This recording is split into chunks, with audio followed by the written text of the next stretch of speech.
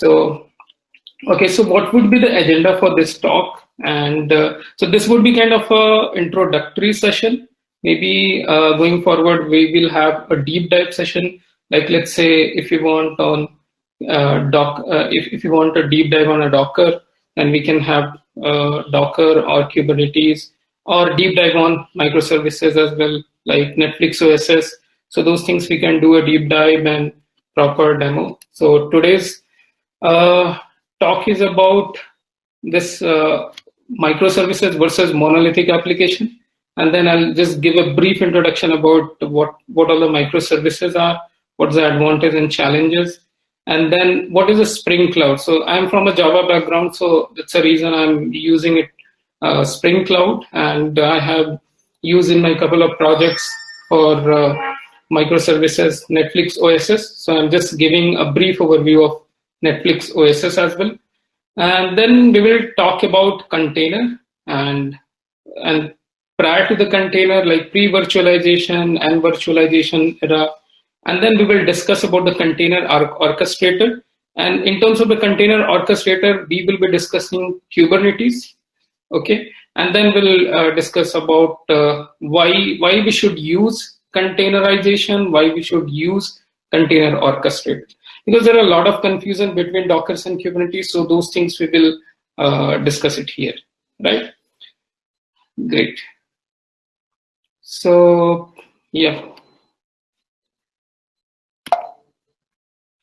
So let's first discuss about the monolithic system. So earlier, whenever we used to have a monolithic system, like it's a kind of a three-tier architecture. We used to have a UI, and then controller layer, service and DAO, and then maybe a DB layer. So for example, let's consider an e-commerce application. So e-commerce application, we have a different kind of a services, like maybe like searching a product or product catalog, or let's say just to view the order or order list or order managed services or contact us. So these are the different services, right? So in monolithic application, generally we used to bundle all together in a single artifact. Maybe you can call it as a jar, var, or EAR, like enterprise archive, or it's a jar file or a web archive, right? So it's a bundled application, right? And everything will be, each and every services, all the endpoints, everything will be on the single host, right? And sorry. So this is about the basic about the monolithic system, right? So if we talk about the challenges, right? Like what are the monolithic, what are the challenges with monolithic system, and why we migrated from monolithic to microservices, right? So for example, let's say nowadays we have different mode of consuming the application, right? Like let's say maybe we can browse Flipkart via mobile, right? Or via web channel, or there can be or for example, let's take an example of Prime Video, right? Or Netflix.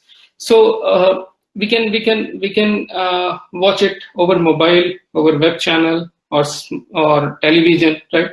So there are different mode, different channel through which we can consume those services. Okay, and since these are the different channels, so definitely we'll have to deal with a different protocol. Like some devices maybe deal with TCP protocols, some might be dealing with UDP protocol, or some STTP, right, or gRPC, whatever it is. So there are like different protocols. So the challenges with a monolithic application is like ever growing of a different client interface, right, and different kind of a protocol. So it would be very difficult to handle using a single jar, or maybe we can say that using a single framework or single technology, right? So, and if you talk about the persistence layer also, right? So maybe I can say that, for example, let's say if I want to do a product search, right, or catalog, from the product catalog, if I want to search some product, or if I want to give some feedback. So there can be a multiple services, like a product service, feedback service, or shopping cart service. So these are the services. Since nowadays we are having a NoSQL DB, so we can utilize a different kind of a persistence layer for individual services, right? So it's very difficult for a monolithic application if we are bundling all these persistence layer in a single archive, right? In a single system, because let's say, for example, if I'm using a Java monolithic application, so I'll have to take care of all the artifacts, all the libraries, binaries, right? And then we'll have to deploy different kind of a persistence or different kind of a middleware onto that same host, right? So those are the challenges, right? So all the whatever jars, or if you talk about the fat jar or archive, right? So all those support library for these, it would be in a single archive. It would be a kind of a single jar or single EAR file. If you talk about the enterprise application, so that would be EAR file. All right. Okay. So let's move it to the microservices. So how microservices solve this problem? So in microservices, we can have a different channel, and we can have even different persistence layer. Even we can break the whole system into a different small services. Like if you talk about here, so we had product service, right? We have product service, feedback service, shopping cart, everything was bundled together in monolithic application. And here what we can do,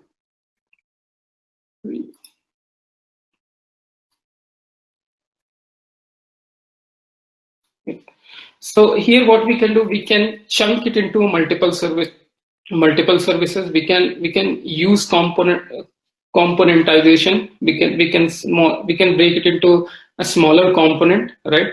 And the beauty part of smaller component, it can be in a different language or different framework. Like for example, maybe I can say that like shopping cart, that can be developed into Scala, right? Or cart service, that can be developed into the Java language, or maybe checkout service that can be developed into the Python. So it would be a different package altogether, different unit altogether, right? And even the persistence layer, according to the requirement, we can design. For example, product catalog, we can use Elasticsearch, right? For example, let's say for feedback service, we can use MongoDB or any kind of a document store. So that would be because since if it is a individual unit, since if it is kind of a individual component, so we can, it's very easy to plug the persistence layer or any middleware technology, right? Because services are small and it's like independently deployable. It's because in monolithic application, what we used to do, we used to deploy the whole application into for example, into a single host, right? But here we can utilize distributed computing, and we can modularize the application into a multiple components, and it can be deployed into a different host where we can achieve like kind of a proper continuous integration and delivery with very easy, right?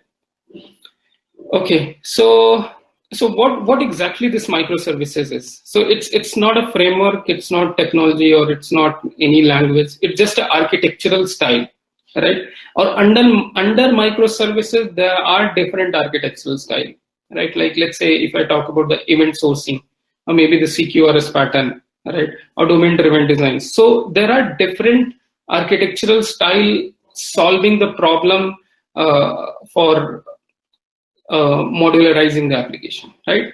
So the beauty part is there is no single code base. There is no kind of and the main challenge was with monolithic is like, let's say for example, if you have a big application and if you want to test some small change, right? If you want to develop some small feature, then what we have to do, we have to deploy the whole product, right? We have to deploy the whole product, and that may lead some problem because and we have to, it will take a lot of time for rigorous testing and even automation testing. Everything should be done before the deployment, so it will take a lot of time from the development till operation part. Okay, so those things we can solve through the microservices, because it's not a single code base, it's a very small unit, right? And the beauty part is there is no constraint on a single language or single framework, right? Like as I said, for review service I can use Java, card service as I can use Java, checkout I can use Scala, something like that. And the communication between one service to another service, it can be done by the open protocol. Either we can use HTTP, TCP, or UDP, and definitely the payload can be either JSON or BSON, anything, right? Okay. So, for example, let's say the search service, right? If the search service is communicating to the catalog service, I can do HTTP call. If there is a communication between cart to catalog service, there is a TCP call, I can do that. If order to customer, we can use AMQP, any kind of a event-driven approach, right? Okay. So, yep, one question: how microservices are different from SOA web services? Right. Yes, I will just answer that question after this session talk. Yep. So, yep, search service to catalog service. Yep. And then what kind of challenges generally we face with the microservices? Definitely, if we are dividing it into multiple services, then definitely there would be an operational challenge, right? Yeah, development is easy. Now we made development good, like we can have a smaller component. It's like we can do quick testing, quick development, quick deployment. But the operation part in terms of like intercommunication, like from one service to another service, the communication between one service to another service, that is like kind of a tedious.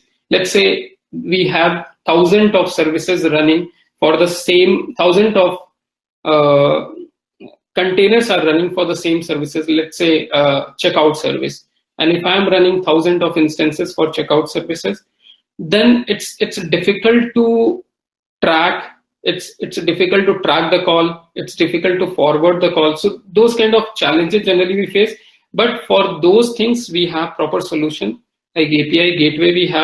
We have for fault tolerance, we have circuit breaker pattern like Hystrix. We have even for the client side load balancing, we are having the Ribble. So yeah, challenges are there. We can utilize distributed computing, but yeah, we have the tools and technologies to solve those challenges, right? So and yeah, one more challenge, like it maybe some of the service, some of the instance, they might go down, right? Let's say if I'm having 10 containers running for a single service, maybe 2 container or 2 pods. Let's say if I talk about in terms of the pod, 2 pods are down. Okay, so how we can take care of that? So and definitely we need kind of a monitoring process, like telemetry process, how we can monitor the error and how we can monitor like what kind of nodes are going down or how many services are running. So we should be having proper alerting and monitoring things in place, right? And definitely remote call would be expensive. In case of monolithic application, generally we used to have a single host. So doing a API call or service call between a single host is like it's quite easy, but here it would be a bit difficult, right? And definitely one more thing is like transaction handling. So how we can take care of the transactions, right? Like let's say money movement. If you are doing money movement, then how we can take care of those things? So there are different tools, there are different technologies, there are different architectural style pattern to handle those problems, right? Like maybe a 2-phase commit or 3-phase commit or saga pattern for handling the transaction. Okay, right. So now we'll discuss about a little bit on the Spring Cloud. So because if we are developing or if we are using a microservices architectural style, so generally I have used like Spring Cloud. So it's a kind of a Spring Cloud is kind of a sub project between on a Spring IO. Okay, and Spring Cloud itself, it's a big project. where we deal with like centralized configurations. We deal with kind of a Netflix OSS, right? So what's the use of Spring Cloud, right? So for example, let's say uh, Netflix has developed few tools. For example, Eureka, Hystrix, Zool, Ribbon, or Fincline. So they have developed, but it's and it was open source, but it was very difficult to consume those things, right? So what they did, like Spring Cloud, so they built a wrapper on top of that, and using some annotations or some single artifact or single library, we can. It's very easy to use those tools, right? Like for example, let's say Eureka. So just by using one annotation, for example, at the rate enable Eureka server, we can use it, and we can utilize Eureka as a service registry. Okay. So similarly, we can do it with Hystrix or Zool. Yeah. So it provides an easy interaction using our dependency injection or annotations by giving a single annotations, right? Okay. So now let's talk about Eureka. So what exactly the Eureka is? So Eureka is one of the major component from Netflix OSS, and that is for service discovery or service registry, right? So what exactly, why we should use discovery or registry? So for example, just take an example. Let's say if there is a product service or there is an order service. For example, order list is there. So order list, we can have multiple instances running, right? So because we will not be able to serve the request using a single instance. So definitely we should be having multiple order list. So how my consumer, for example, let's say there is an application called X, they are consuming order service, how they will get to know how many order instances we are having, right? So what we can do for that purpose, we can use Eureka for the registry purpose. So registry purpose, it means like it's kind of a self-registration. So self-registration, it means like, let's say if I'm using an order service or order list or order managed service, what I can do a self-registration. Since I'm an order managed service, I can do a self-registration to Eureka, okay? And there would be a registry table where my IP will be there, where my client ID would be there, so that if someone is going to consume order managed service, all right, so what they can just go to the registry, fetch the IP, and they can route their call, right? So that is first part, that is a registry. And what exactly the discovery? So discovering is like kind of whenever a call will come to the Eureka, it will discover what all the services, what all the order managed instances we are having. So for that purpose, we are using Eureka for service discovery and registry. So we can take an example of a chat client, right? So let's say, for example, a messenger. So whenever we do log into the messenger using our client or our credential, so generally what happens, we register ourselves to their server, right? So chat server. And whenever I register myself, since I'm a client, I've registered myself onto the chat server, I can see other clients, whoever are available in my friend list, right? So I can chat with them. So it's like a client to client between a chat server. So here the chat server is like a kind of a discovery or registry, and I'm a client, my friends are clients. So what I can do, I can just fetch them from that particular chat server or from that particular registry, or that particular registry will discover how many people are available for that particular given time, right? So we can make analogy with a chat server. So why do we need Eureka, right? So what were the challenges, right? Sorry.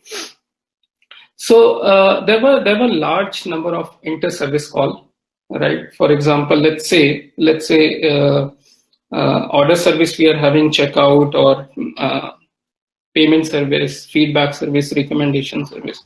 So there can be a multiple inter-service call, right? So it's very difficult to manage, or it's very difficult to handle.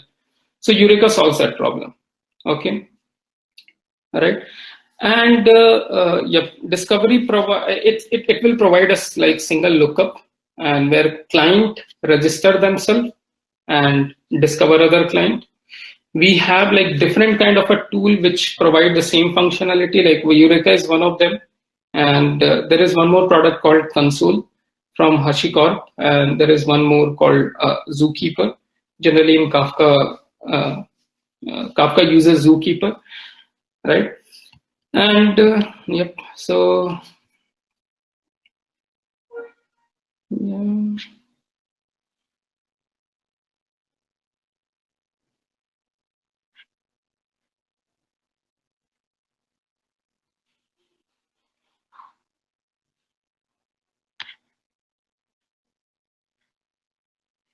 Multiplying. No, it is not necessary if you are deploying your into Kubernetes cluster, because Kubernetes cluster will have their own ingress. Okay, so that is not required in case. But let's say if I'm not using Kubernetes, then any of the service registry or discovery I need. Service behind a load balancer, and all the service using all the load balancer IP to connect to. Yep. So why can't all the instances of service behind a load balancer? We can do that, but the thing is here it's very difficult to manage using a single load balancer. Anyway, and we should not be having a single point of failure, right? So we can do that, but all the lookup job or all the IP a kind of routing table that we will have to manage. So which Eureka is solving that problem for us, right? So yeah, so generally how it will track. So for example, let's say if one of the client is if they died, right? So what they will do. So since if it is died, so they will not send their heartbeat to the Eureka registry. And what Eureka will do, Eureka will remove that entry from their registry. Okay, and whenever it is up and running, so what it will do, again, there would be entry for that particular client. So generally, it removes the service without heartbeat. If there is no heartbeat, then definitely it is going to remove. Okay. So one thing here, I just wanted to focus on, like, we should not be having a single point of failure, right? So since Eureka is like, it's a kind of a, we don't want to make it as a centralized registry or centralized discovery. So for that reason, we can have multiple instances of the Eureka server, okay? And I can deploy it into a multiple region. Like for example, I can have in US East or West or South Central. And what they will do, all these three Eureka server, they will connect with, they will get connected with each other, and they will keep on sharing their stats, right? They will keep on sharing their status to all the Eureka server which they are connected. Okay. So this we generally have to do it just to avoid the single point of failure. Okay, and each server, for example, US West server, that will know about other URL. So there is a component called a Spring config server. So Spring config server, what exactly it will do? It will maintain a centralized configuration. Okay, so centralized configuration for each and everything. Like let's say how many Eureka server we are running, how many Eureka clients are there, what is the configuration for Historics or for ribbon, everything we will be having it into a configuration file.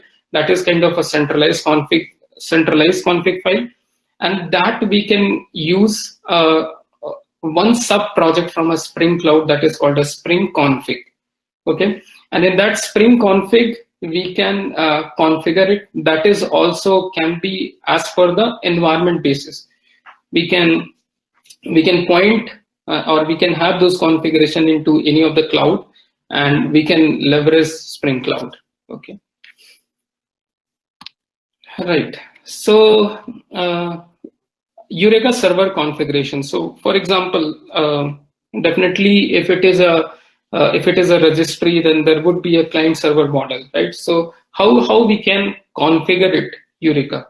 So generally, what Eureka definitely it will have some particular port on which, let's say this is my laptop, and on this system, Eureka server is running on some specific port. So here I have just mentioned like server, since it's a server, and then port 8082 it is running. And under Eureka, there are two things. One thing is an instance and another thing is a client. Okay. So Eureka, since I talked about the failover scenario, right? For a single point of failure, here we are having three different Eureka server in three different zones. So we can mention it here because one Eureka server will be client for another Eureka server, right? And that we can handle through the default zone, right? So in default zone, what we can do, we can have all the list of the Eureka server which is running. For example, we can mention here like what server, what port, and what is our client ID for that particular Eureka server which is running in different zone. Okay, so like Eureka East US or Eureka, it's up to us, like whatever name we give. So this is a service URL. So that's the reason it is under client section. This is a server configuration, but this server itself is client for other Eureka server, right?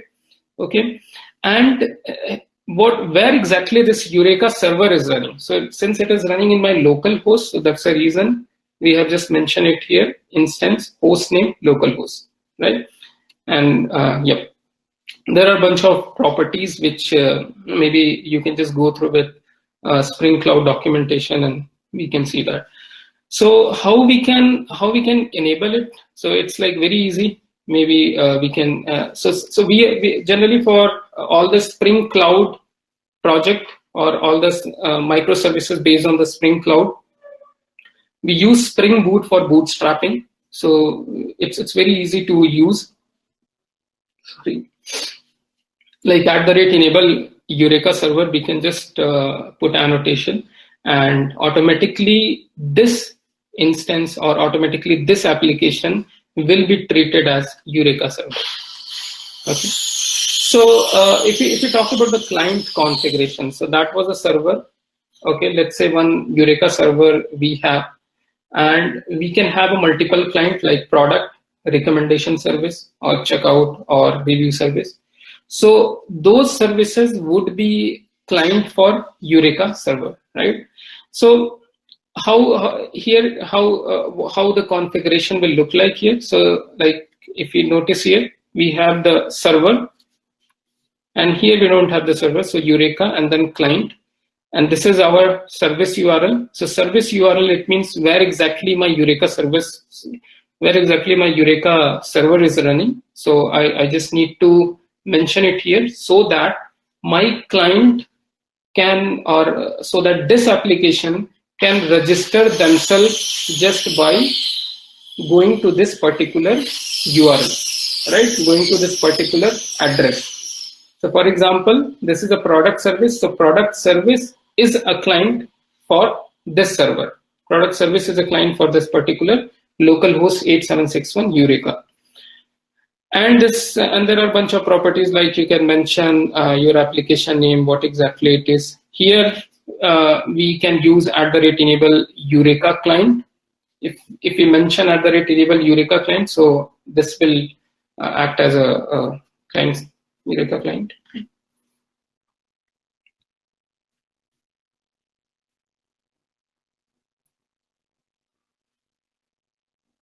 So Eureka will not be behind a load balancer. It would be kind of a cluster mode.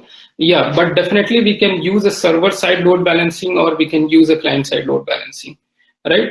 So I will just discuss about the client-side load balancing, what exactly the client-side load balancing is. And for that purpose, Netflix OSS provide us kind of one tool that is called a ribbon.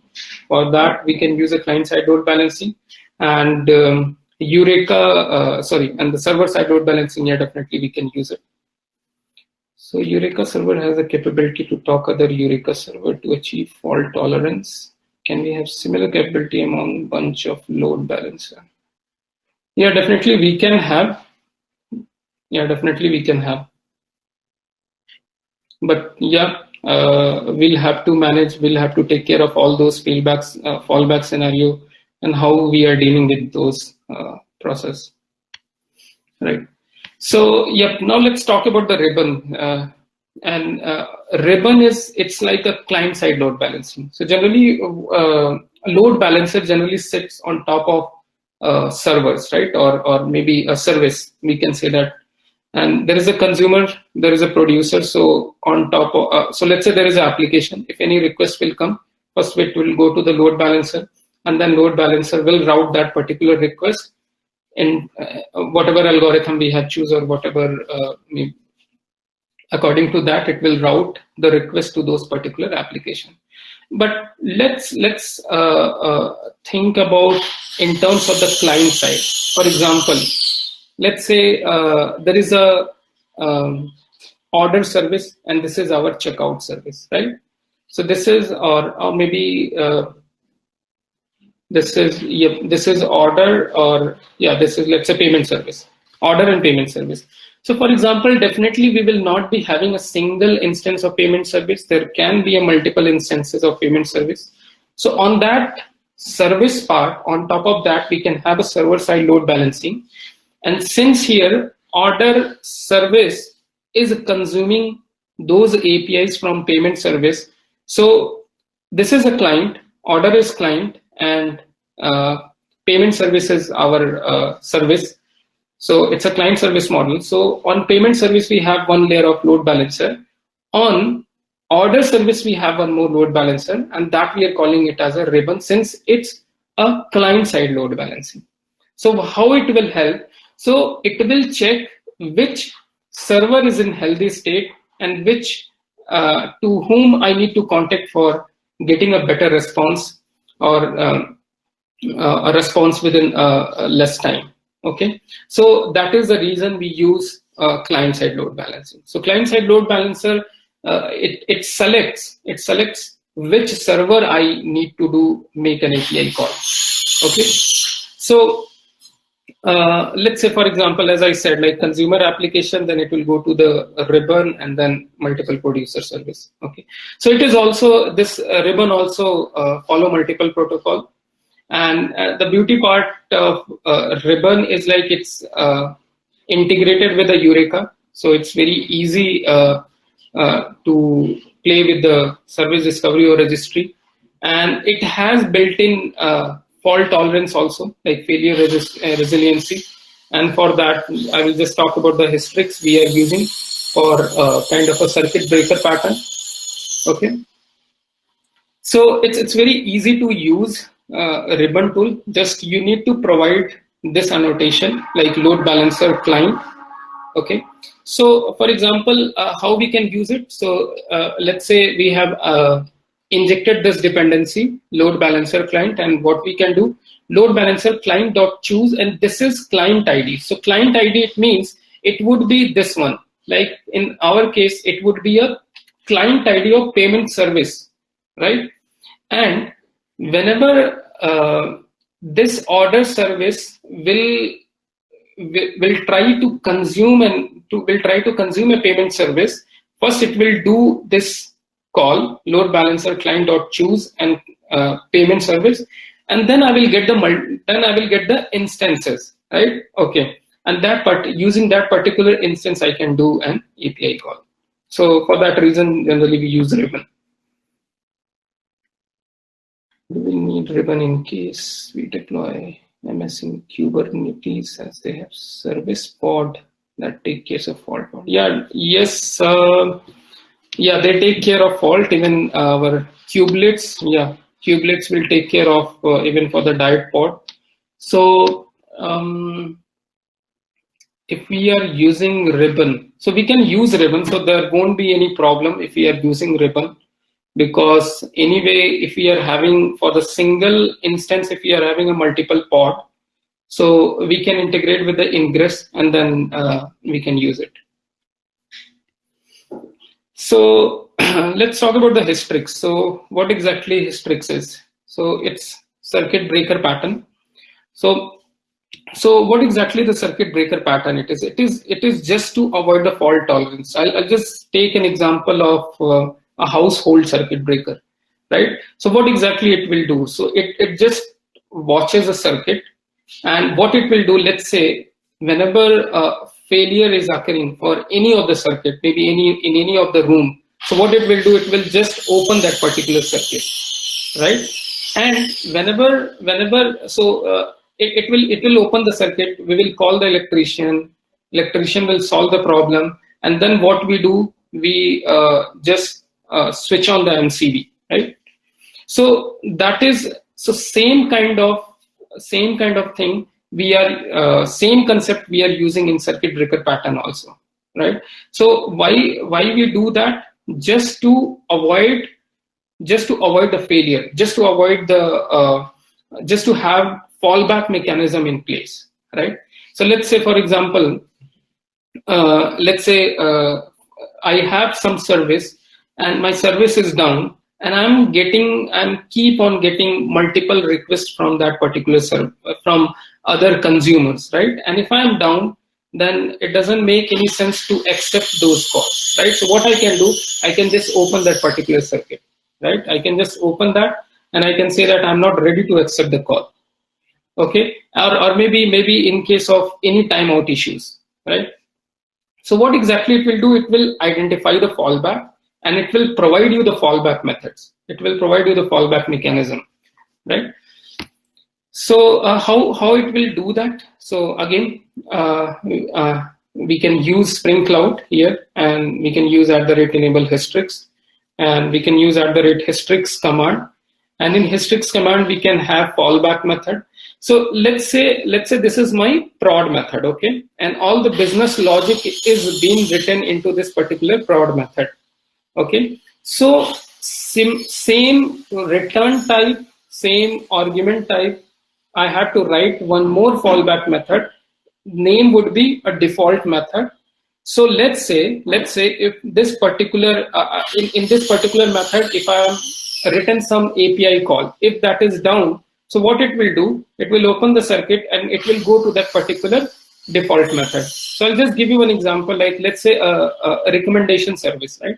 So we are recommending people to buy some products, right? Let's say that recommendation service is down. What we can do, we can have some dummy response, we can have some dummy objects, those we can return it to the consumer, right?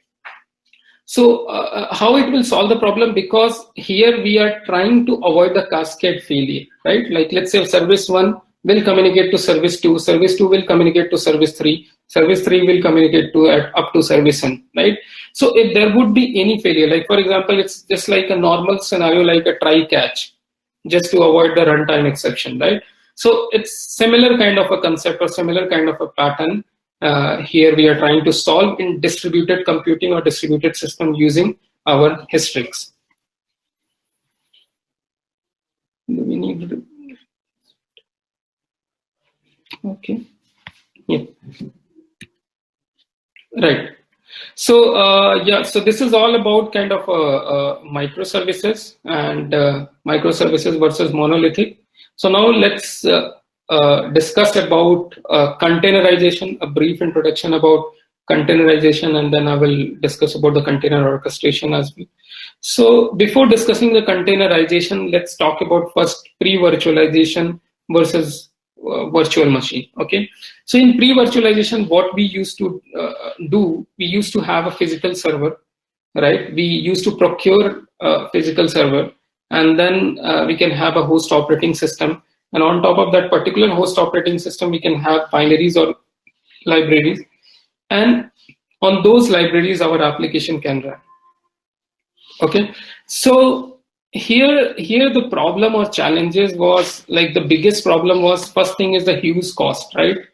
And second problem was with pre-virtualization, we are not able to utilize the resources. We are not able to utilize all the resources of that physical server, and it's not a commodity hardware. It's like it's very costly servers, right? So, and the third challenge with this model, with this pre-virtualization, let's say if I have a Java application, right, and I have two Java application. One Java application wants to run on JDK 8 and another Java application wants to run on JDK 11. I cannot install both libraries or both JDK or JVM or JRE on a single host at single point in time. Okay, so that was the biggest drawback. And just to solve that problem, we came up with the virtualization. Okay, so in virtualization, what we have, just instead of like we have the physical server, we have the host OS, host operating system. On top of host operating system, we can install a hypervisor. So what do we mean by hypervisor? So there are multiple tools which provide hypervisor facilities, like let's say Oracle VirtualBox or VMware Workstation from VMware. Okay, and on that particular hypervisor, we can install multiple guest operating system, right? So multiple guest operating system, like I can go with the Fedora, I can go with Debian or Ubuntu. And now if I want to utilize multiple libraries or multiple binaries, then I can do on multiple operating systems. So for example, in this one, in app 1, I can do in this blue color, I can do JDK 8. In this one, I can do a JDK 11, and in this one, I can for legacy application, I can go with JDK 5. Right. So this was the like it solves a lot of problem, but again, there were few challenges here, and because since it is not dealing with native OS, it has their own operating system. It takes a lot of memory, it takes a lot of time to boot up. So for that reason, we have now there is one more concept came, and that is called a containerization. So how we'll compare container with virtual machine, right? So let's say we have the containerization. So left one is a containerized application, on the right side we can see this. It's a virtual machine. So here we can have infrastructure, and then what container will do? Container will not have their own operating system. They will deal with the host operating system. Okay, and that's the reason it's lightweight. That is the reason it's lightweight, and we are saving a lot of space. And the boot up time would be also very less compared to the virtual machine. Okay, so host operating system, and then on top of host operating system, what we need to do, we need to install a Docker engine. So Docker engine, and that Docker engine would be different for a different operating system. Like let's say for Windows, it would be different. For macOS, it would be different. Or for Linux, it would be different. So on top of host operating system, we can have Docker engine, and on top of Docker engine, we can deploy multiple applications, right? So this problem we solve through containerizations. Okay, so what exactly the Docker? So Docker is one of the product which provide you containerization or containerization environment. Okay, it will provide you a containerization. So what exactly it is? It is a way to package your application with all dependencies, with all configuration, all binaries or libraries in a single artifact. Okay, we don't need to install everything manually, or we don't need to. So for example, let's take an example. For example, if I'm trying to set up my development environment in my local machine, and let's say if I'm using, or my product is using Elasticsearch, if it is using MongoDB, or if it is using, for example, let's say any of the cloud resources. Okay, so what I have to do, and if I'm using a Mac OS X, then for Mac OS X, the installation process would be different. For Linux, there would be different. And I need to individually run those commands and installation and install those softwares, right? Like Redis, let's say Redis, or Postgres, right?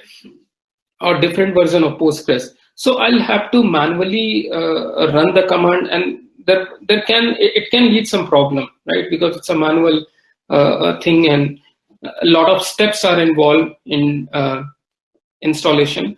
So it can lead some problem.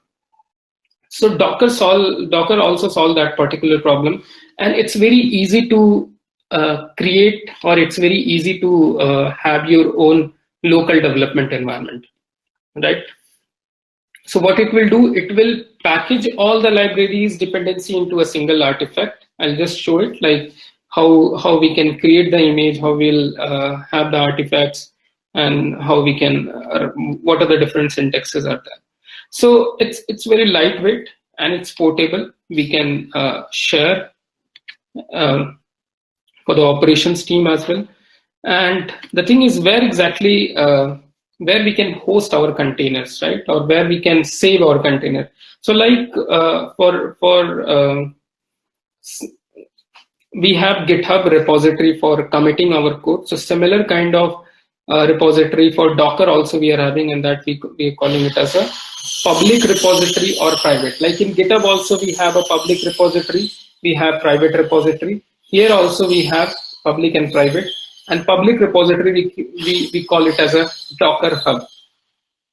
Okay, and so whenever we try to build, okay, I will just discuss about image and then I'll come to that point. So before container, like how the development was or how the deployment was, right?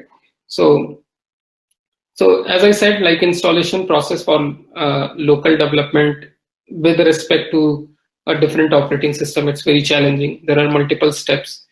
That is for the development. And for deployment, what we do, like let's say we build a jar file, okay? We build a jar file. We have written some deployment script. We have written some instructions for the operations team. Okay, these are the steps which you need to perform. Maybe these are the queries which you need to fire against database, or you need to create the schemas, right? Or you need to do this. So these are things which operations teams need to do.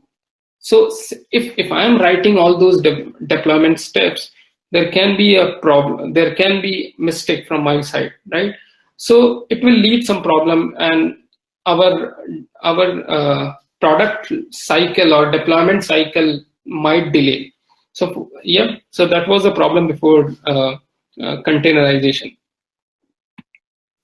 So after containerization, as I said, like development would be very easy because the Docker command would be same for each and every operating system. It would not be different. Like for example, let's say if I'm trying to install Postgres, so the command would be different for Windows or for Linux or for Mac OS X, right? But here it would be same, okay? And it's very easy to create or spawn our local development environment.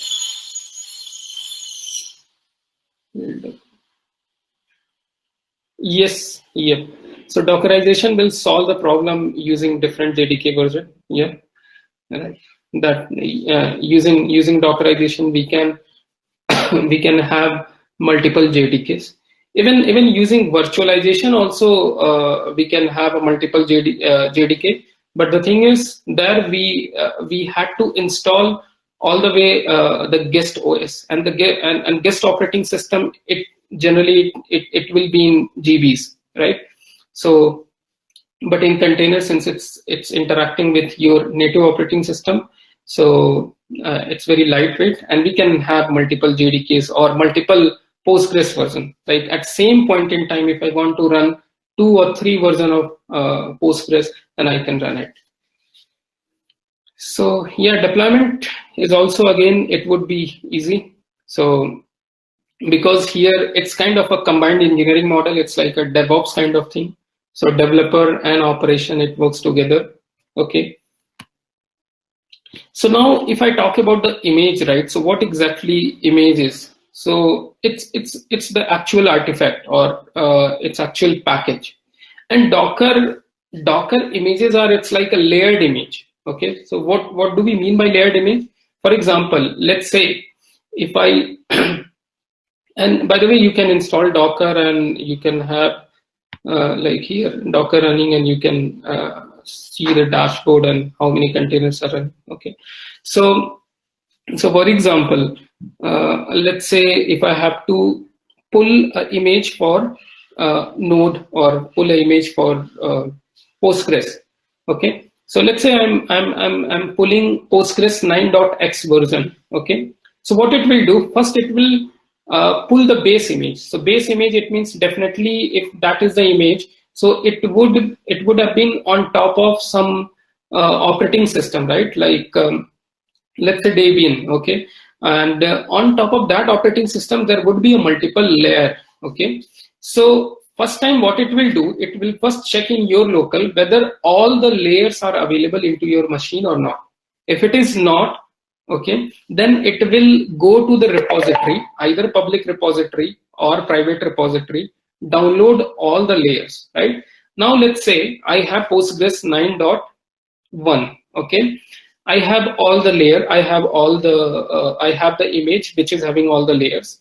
Now if I want to pull one more image, that is Postgres 10.x. Okay, so definitely for Postgres 10.x there can be possibilities, like only top 2-3 layers might have been changed, right? So it will not pull, let's say earlier or Docker 9 or Postgres 9 or Postgres 10. If you are having 15 layer of images, and when once I pull Postgres 9, it will pull all 15 layer.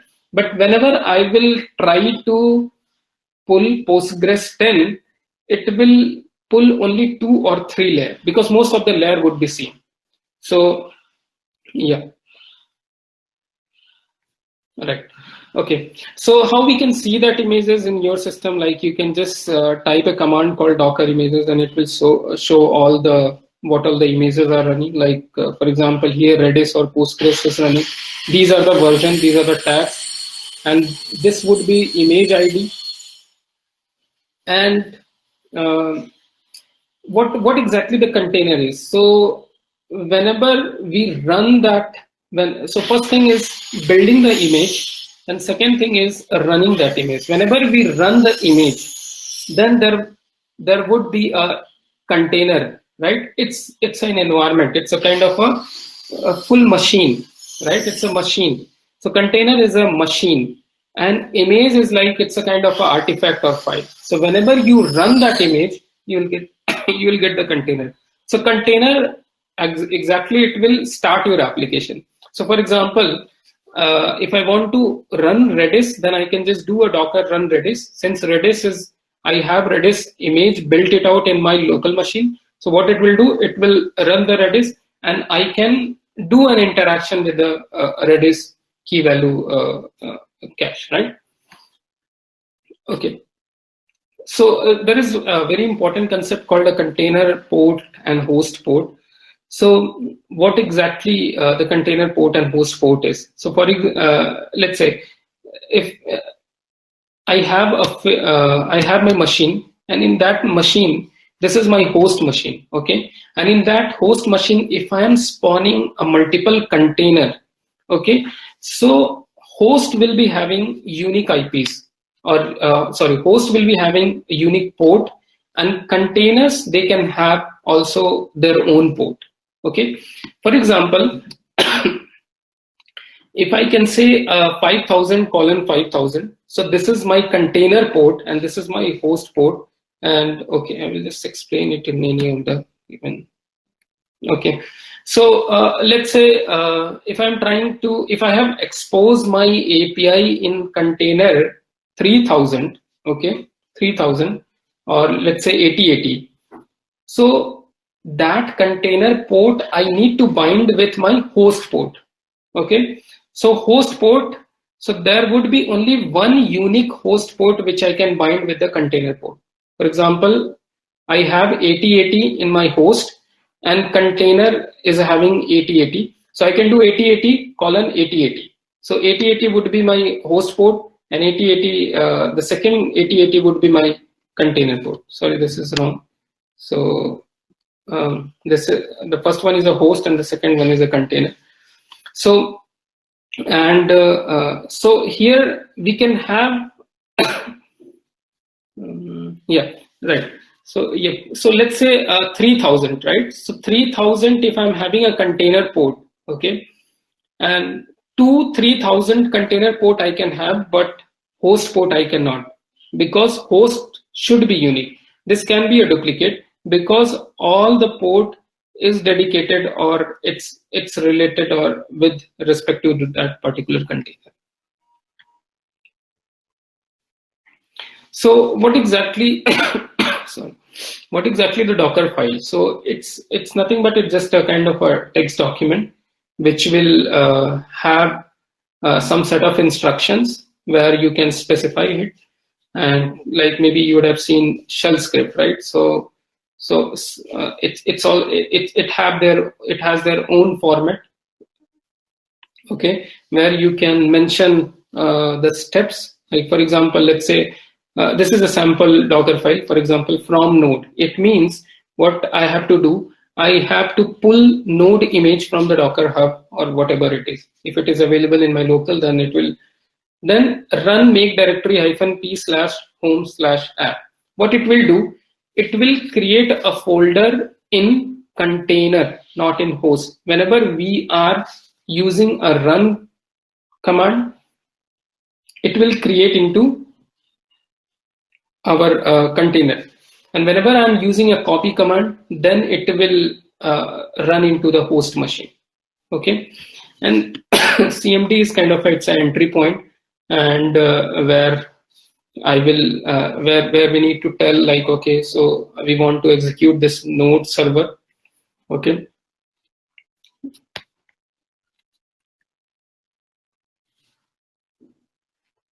So yes, so how we can build the image?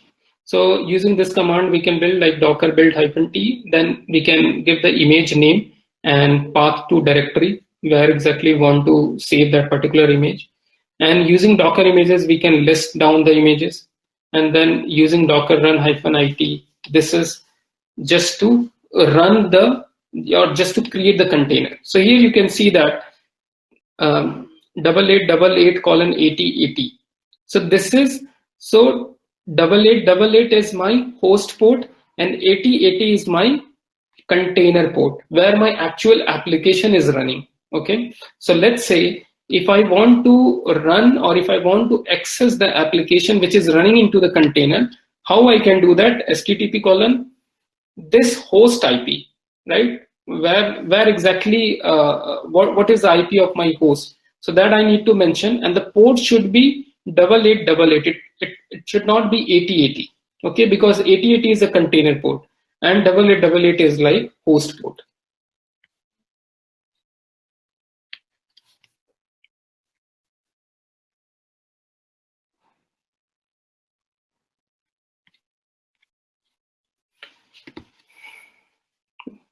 We have it.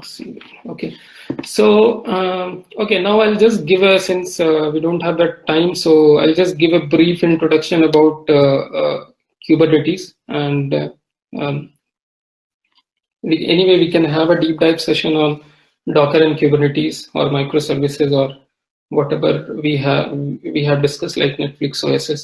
So Kubernetes is like it's a container orchestrator tool. So there are a lot of container orchestrator tool. One is from Docker family itself, like a Docker Swarm, that is also an orchestration tool.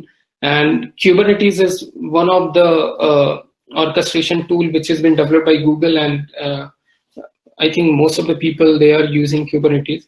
So it's a why do we need any kind of orchestration tool, right? So since we are migrating from a monolithic to microservices, we are running 1,000 number of containers. So it's very difficult to manage those containers, right? Like let's say if some of the containers went down, then how we can take care of that? How we can take care of the routing of the requests, right? a fallback mechanism. So all those things, whatever problem generally we achieve with the distributed system. So just to solve those problem via container, since we are using container, so we need any tool for orchestrating those container, and for that purpose generally we use is Kubernetes. It will help to manage our containerized application, right? So the feature is like, it's, yeah, definitely it's a HA, it provides us HA feature. It means like it's kind of a no downtime, and it would be high performance, right? And yep, for even DR mechanism also, we can set it up like disaster recovery. So those things also we can do it into Kubernetes. So Kubernetes also works on a master and worker node concept. So like, let's say we have, for example, one master node, and we can have a multiple worker node in our Kubernetes cluster.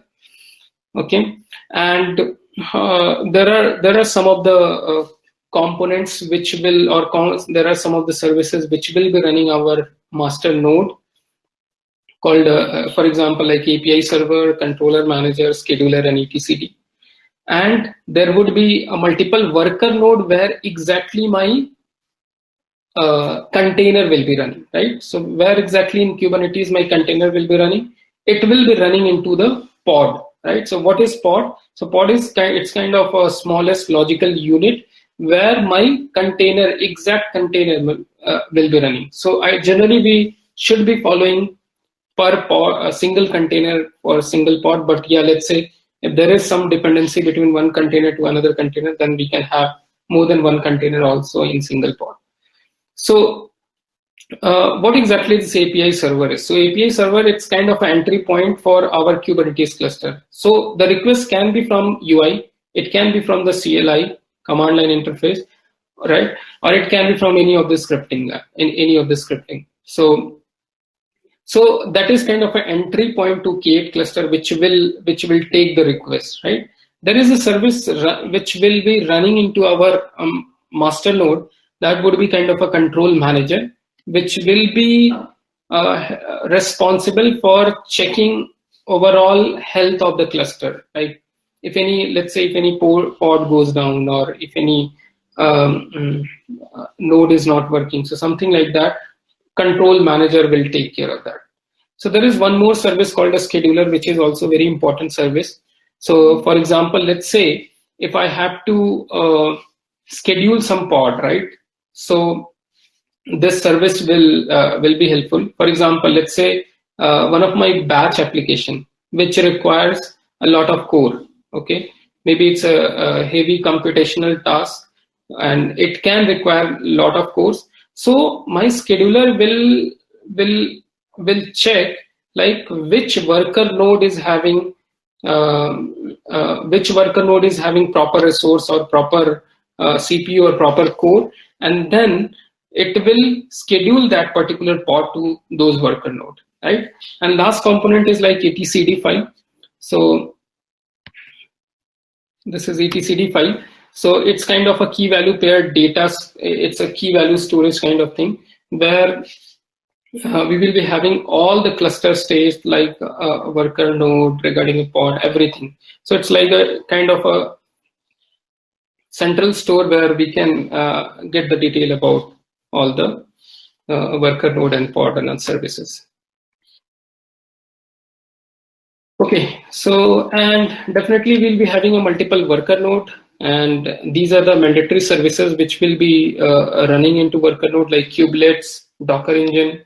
So kubelets, like this is a very important service, which will kind of it make it possible for interaction between or they can talk to each other using kubelets, and it will execute for execution of different tasks, which we can use it, or our worker node will use kubelets. And definitely we need a Docker engine here to run our containerizations. Okay, so I'll just give a brief introduction about all those things, like what pod, what services, ingress, config, map, and secrets. So pods are like a logical smallest unit where my container will be running. services, since pod is like, it's a kind of a ephemeral, and if any of the pod goes down, right? So what will happen? Pod will be having a dynamic IPs. So we cannot do an API call directly to the pod, because every time whenever pod will be up and running, it will have a new IP. Okay, so just to avoid that, we can have a layer on top of pod, and that layer we call it as a services. Okay, so in services, so our request will come to the services, and services will route the request to the pod. So then in that case, it doesn't matter whether my new pod is there or old pod. And ingress is on top of that services. Whenever you are typing or you are firing any request from the browser, first it will go to the ingress and then it will go to the service. So config map, there is one component in Kubernetes just to have your own configurations. Okay, like for example, let's say if you want to configure for some environment variables, so you can use config map, and you can use it at the runtime. And for example, let's say if you want to use some your DB credential, right, like DB user ID, password. So for that purpose, you can use secret component also. Okay, so yep, 15 minutes late.